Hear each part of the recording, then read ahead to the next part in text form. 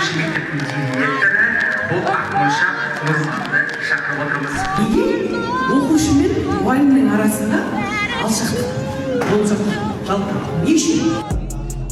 Білім болу үшін бірінші біз алдымыздағы баланы естуіміз керек. Балаға бойындағы саналылықты беруің керек. Содан кейін барып сен одан талап ету керек. Менің ойымша 200 мұғалімнің санасын өзгертуге әрекет етуім керек. Мен істемесем оны кім істейді?